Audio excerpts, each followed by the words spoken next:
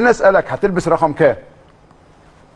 ما سالتش؟ ما اتكلمناش، بس يعني انا كنت قبل ما امشي رقم 10، فمش عارف لسه النقطه دي ما اتكلمناش فيها يعني. بس مش هتسبب لك مشكله. لا تفضل انك تبقى رقم 10. اكيد. لكن لو ما حصلتش مش هتسبب لك لا عادي خالص. ادنى مشكله خالص. التفاوض والكلام بقى اخدت وقت طويل. انا كنت باخد في السعوديه كذا، انا كنت باخد قبل ما اسافر كذا. لا والله خالص يا كابتن. يمكن احنا كابتن يوسف هو عارف رغبه شريف ايه. هو كان عارف ان انا مش جاي اتكلم في فلوس فعلا يا شريف. والله يا كابتن هو عارف ان انا مش جاي اتكلم في فلوس خالص. انت بتعيد تطبيق مقوله الجنيه ب 10 ايوه دي حقيقه. ما خد بالك يا كابتن، كان ممكن لو انا باصص للفلوس كان ممكن امضي في اي حته من بدري جدا يعني. ليه هستنى كل ده يعني؟ كان ممكن ان انا اخلص في حته من بدري، من شهر، من اسبوعين. انا يا كابتن انا فري من شهر 2 مثلا، من اخر واحد.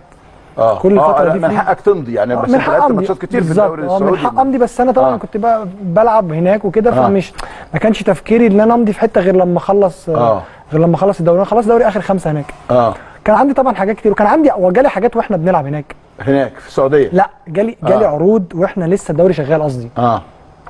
اوكي. السعوديه يا كابتن ما فيش عروض بتطلع دلوقتي غير لما كل فرقه تعرف الدعم بتاعها هيخش لها ايه والكلام. ايوه صح، دعم الوزاره. دايما السعوديه دايما يعني في الموضوع ده متاخر شويه، لان الفرقه ما بتعرفش الميزانيه حسب الدعم اللي بيجي لها، حسب الميزانيه. مش هيروح يجيب مثلا لعيب بجنيه وممكن لعيب تاني ممكن بنص جنيه، فهو مش معاه الجنيه ده اصلا. هناك الدوله يا جماعه في السعوديه هي محدده الانديه فكل نادي بياخد دعم. ما زالت المملكه العربيه السعوديه هي عامله الرياضه وكره القدم كمشروع، وبالتالي بتدعم الانديه. وطبقا بقى يعني زي ما بيسموه كده عندنا هنا كل برغوت على قد دمه. فالهلال ليه رقم، الشباب ليه رقم، الاهلي ليه رقم، حسب الترتيب كمان يا كابتن. الترتيب بيفرق. نعم. ترتيب كل فرقه والتاني غير يعني مثلا العاشر مش بياخد زي التاسع. والصاعد بيدوا له مبالغ كبيره عشان يعرف. والصاعد نفس الكلام. وبعدين يا كابتن اللي يقول لك انا عندي حاجه من السعوديه دي، لا لسه ما فيش لعيب راح انتقل في السعوديه غير مثلا لعيب ولا حاجه.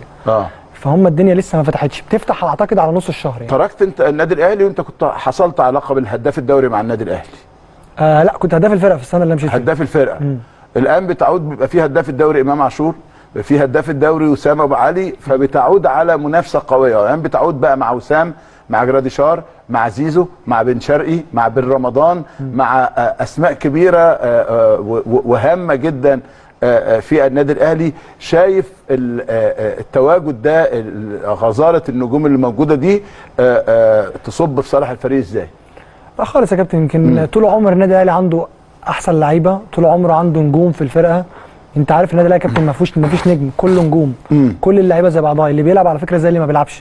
هتلاقي الفروقات، ممكن ما تلاقيش فروقات اصلا. ممكن تلاقي الناس اللي قاعده على الدكه تنزل تبقى احسن من الناس اللي بتلعب. ايوه. فطول عمر النادي الاهلي عنده لعيبه كبيره وعنده كواليتي عالي.